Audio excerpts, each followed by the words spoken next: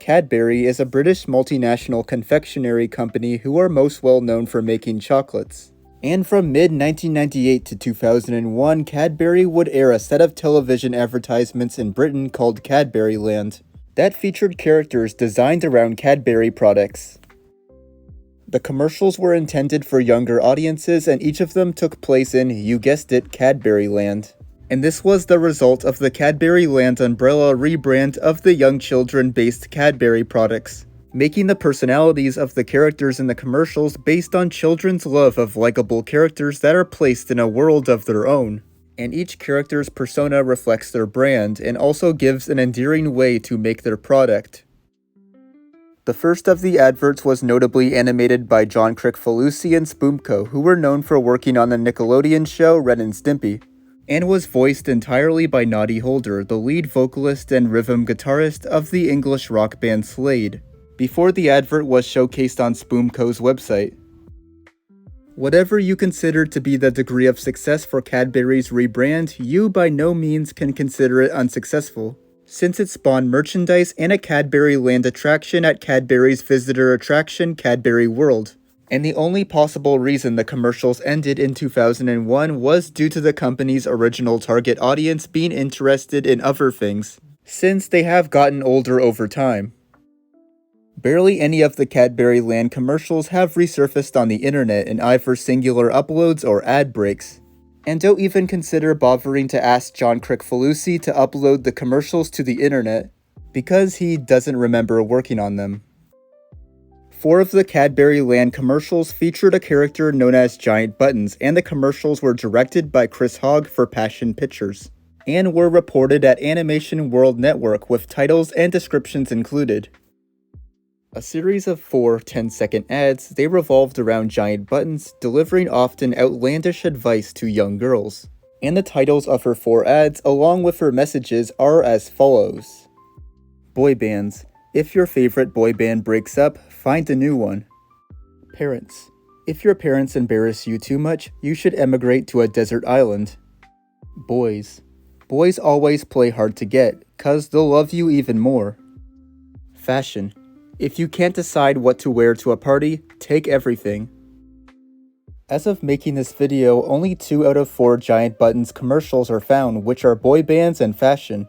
And fashion was recently found on May 1st, 2024 when YouTube user Cantamule uploaded the commercial to YouTube, leaving parents and boys as the only commercials that have yet to resurface.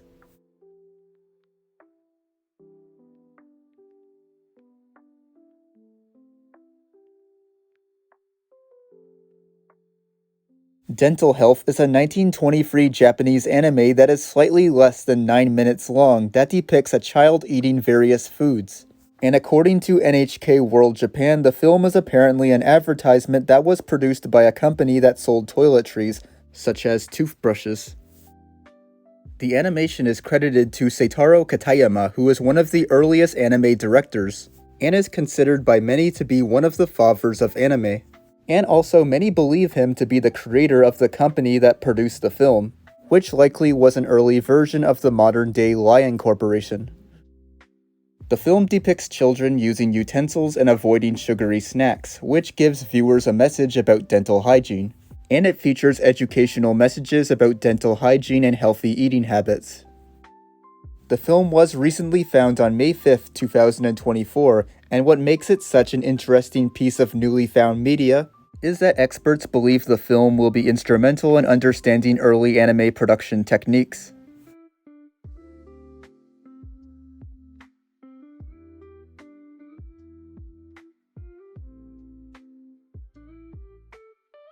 Ween is an American experimental rock band that was formed in New Hope, Pennsylvania in 1984, who you probably know for recording the songs Loop-de-Loop and Ocean Man from SpongeBob. However, they are also known for having a large cult following and critical praise for their genre-hopping music, quote-unquote brown sound drawing from psychedelic music, and crude sense of humor, among other aspects. Before the group disbanded in 2012, they released 9 studio albums and 2 compilation albums, and have recorded numerous demo tapes and songs alongside their official releases, which are mostly available on the internet, such as on YouTube, for example. and formerly on Brown Tracker, a site dedicated to sharing live shows and demos from the band. However, some of their songs and even some of their entire tapes have yet to resurface. Some songs were known to have been played on Ween Radio, and others were shared on the file-sharing site Ween FTP. Unfortunately, certain Ween Radio broadcasts aren't known to have been recorded, and Ween FTP would end up being inoperative. And that's not even mentioning that the majority of the tapes lack information about them. Recently, on May 6, 2024, a demo tape that Ween recorded in 1986 called Ween, or Smersh as others like to call it, was uploaded to YouTube in its entirety by Ween Archived, making it available to listen to. And fun fact about it, the cassette tape had a limited release of only 25 copies under its U-Cassettes label, which makes this a really rare piece of media that was found.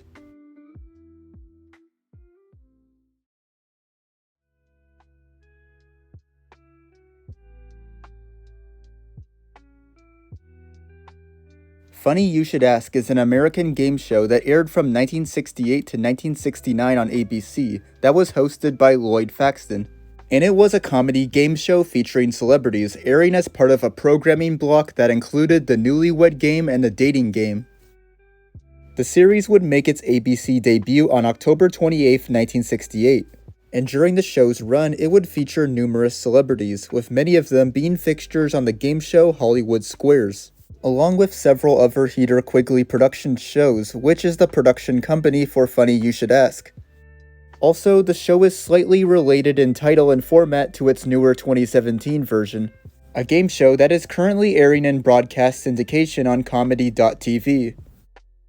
The game was played with a 5-celebrity panel facing 2 contestants.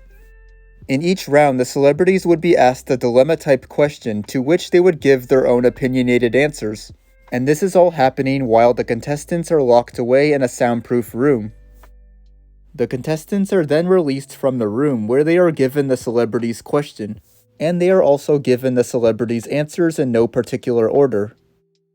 The contestants then have to choose which celebrity gave each answer by pressing a button that corresponds to the celebrity they selected, and each time a player guessed correctly, he or she would score a point. The player with the most matches after 4 answers would win the round and a $100 Spiegel gift certificate, which both players would split in case of a tie. And if in any round any player matched 4 stars in a row, he or she would win all the money in the Funny Money jackpot, which would start at $100 and increase by $100 each round until it is won by someone. The player with the most matches at the end of the game won a special prize. However, if there was a tie, a sudden death question would be asked to determine the winner, and whoever got it right won. Considering that the show is more than 50 years old, you should expect only a small number of episodes that are currently viewable on the internet. However, on May 6, 2024, 5 episodes from the show were found when they were uploaded to YouTube by Jeff Sabu, and the air dates for the episodes were February 17th, 18th, 19th, 20th, and 21st, and they all aired in 1969. So now we have 5 new episodes of Funny You Should Ask that are viewable.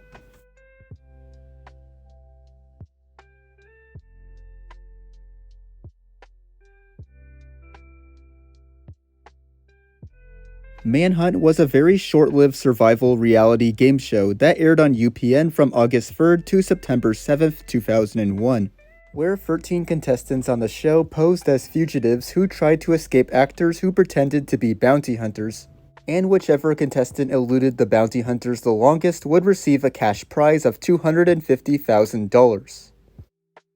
The 13 players, who are referred to as the Prey, play the game on a remote South Pacific island along with 3 hunters. And in order to win money, the players must avoid being shot by the hunters, who are armed with paintball guns. Each of the players must appear at specific locations without being detected by a hunter. And the first player to overcome the numerous obstacles and reach the final destination wins the game. While the series was airing, it encountered multiple problems during its run. The first problem was that their deal with the WWF, now known as the WWE, had collapsed, which was to include a number of their superstars in the show's cast. The second problem was that separate investigative reports by Peter Lance and game show enthusiast Steve Beverly revealed that portions of the series were being filmed at Griffin Park in Los Angeles, California, rather than in Hawaii, as the producers were not satisfied with the original material.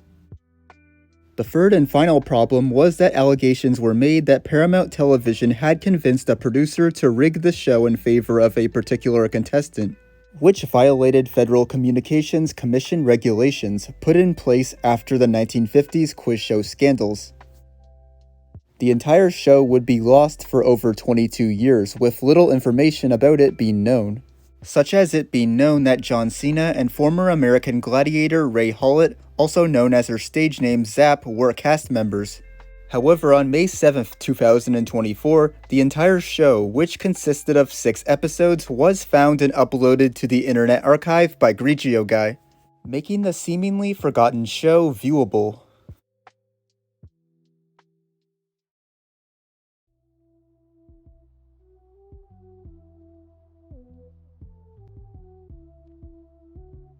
I'm Done is a 1975 Soviet musical comedy film that was directed by Yevgeny Sherstobitov and produced by the Dovzhenko Film Studio before it was theatrically released on August 23, 1976. The film's plot goes like this. The boy Vova summons a wizard and asks him to find a friend who looks like him. So a man appears in the apartment both in appearance and in character, similar to Vova.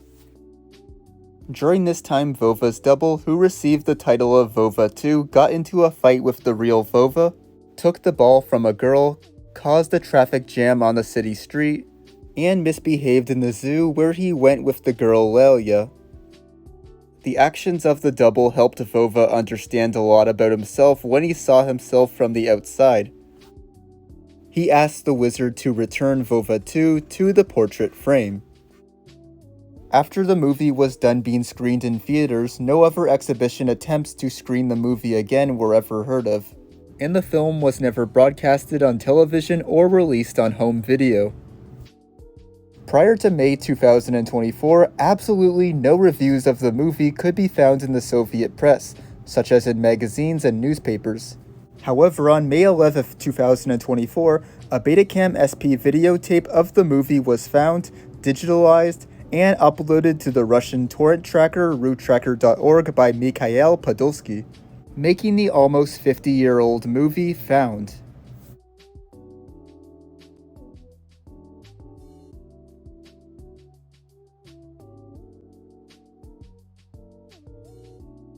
Lamb Chops Play Along is a Canadian-American children's series created by Sherry Lewis, that aired on PBS in the United States from January 13, 1992 to September 22, 1995, with reruns airing on PBS until January 4, 1998, as well as on KTV Fave Kids in 2019. The series focused on Lamb Chop, an anthropomorphic sheep puppet who lives with her guardian Sherry Lewis, and her 2 siblings, Charlie Horse, an anthropomorphic horse puppet, and Hush Puppy, an anthropomorphic dog puppet.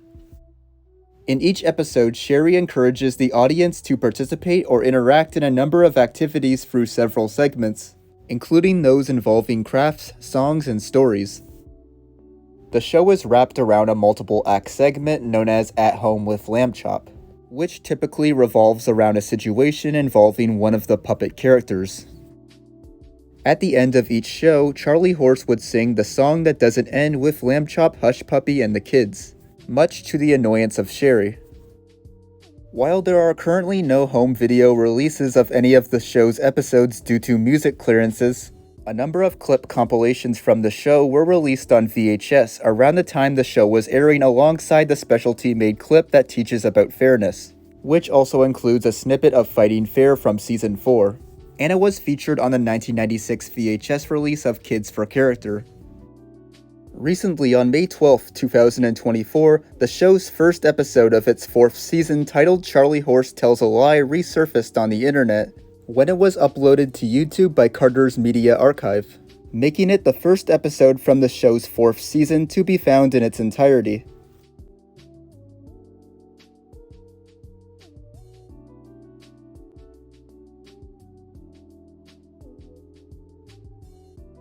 Uncle Gus is the name of 2 Cartoon Network pilots created by Lincoln Pierce, who you may know for being the author of the Big Nate book series. And the titles of the two pilots were For the Love of Monkeys, which aired on Cartoon Network in 2000, and Not So Fast, which aired on Cartoon Network in 2001. I should also mention that the character Uncle Gus would later appear as a playable character, alongside 3 other Big Pick characters in the online Shockwave game Cartoon Summer Resort on CartoonNetwork.com. The show's second pilot, Not So Fast, aired on Cartoon Network's Cartoon Fridays block, which was hosted by Mojo Jojo of the Powerpuff Girls during that night, with Blossom and Courage the Cowardly Dog co-hosting the block. The pilot was considered completely lost for many years, until September 11th, 2021, when YouTuber The Random Dude Guy uploaded an HD clip of the pilot's English version. And where he got the clip, you may ask? Well, we currently don't know as of now. On May 18th, 2024, YouTuber Jimmy Sprawl would upload the full English version of the pilot, making it viewable on the internet. I should also mention that the entire Latin-Spanish dub of the pilot can also be viewed on the internet too, and that there was a third Uncle Gus pilot produced according to Lincoln Pierce, although we don't know if it ever aired on Cartoon Network or where it is now, as there's no other information about it.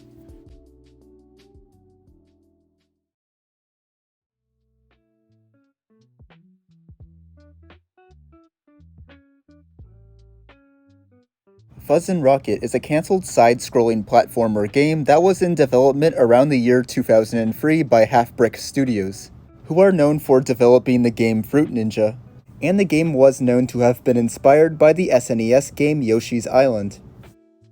The game was going to be released for the Game Boy Advance, and it featured an aim mechanic similar to Yoshi's 16-bit adventure, where you threw the protagonist's sidekick Rocket to resolve puzzles or to kill enemies. Around the time the game was being developed, a few gaming websites posted news about the game, and it even had a nomination at the 2003 Australian Game Developers Awards. On an old Half-Brick website, a description of Fuzz and Rocket was included, and it reads, Fuzz and Rocket is an immersive 2D action platformer which incorporates both substance and style.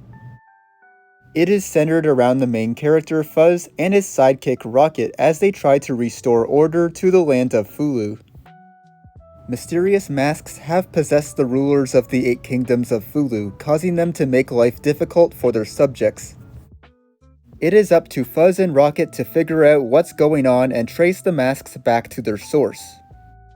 Many challenges and obstacles stand in their way. Fuzz and Rocket features over 8 unique worlds encompassing over 32 levels, numerous bonus games, in-game cutscenes, and varied gameplay to keep players entertained for hours. Fuzz and Rocket is Half-Brick Studios' first Game Boy Advance title based on an original concept, which is currently in development. Fuzz and Rocket has been developed in-house using Half-Brick Studios' proprietary engine and tools. We are currently looking for expressions of interest regarding its publication. The game was last seen at E3 2005, and as far as we know it was pretty close to being done. However, the game's development team was unable to find a publisher before the Game Boy Advance was replaced by Nintendo's next handheld console, the Nintendo DS, resulting in the game being cancelled and forgotten about. However, on May 19th, 2024, a prototype of the game that contains much of it was uploaded to the Internet Archive by Codebound. And according to a reviewer, the prototype was a leak from an employee and that the date for it was January 18th, 2005.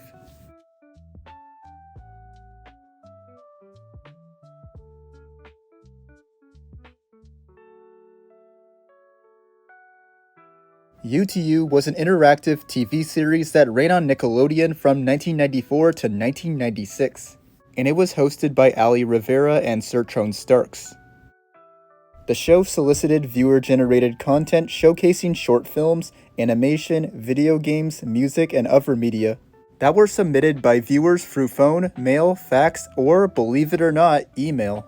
And it was known for taking advantage of the Prodigy internet, where viewers could post on an online bulletin board. UTU was a magazine-style show, featuring different segments and multiple user submissions per episode. Featuring segments as diverse as video letters from pen pals to asking questions with celebrities on air, such as Ben Savage, Bronson Pinchot, Dean Cain, and Fran Drescher among others. The show would produce over 20 episodes in total, although only one complete episode is available to watch on YouTube, along with 4 brief clips, with one of them being a segment from the one available complete episode. In 1996, there was a short-lived spin-off called UTU on the Road, and it ran for 4 episodes and was hosted by Roundhouse cast member David Sidoni, which had a commercial for it that was available to watch on YouTube before the account who uploaded the commercial got terminated. For many years, all 4 episodes from the show were considered lost.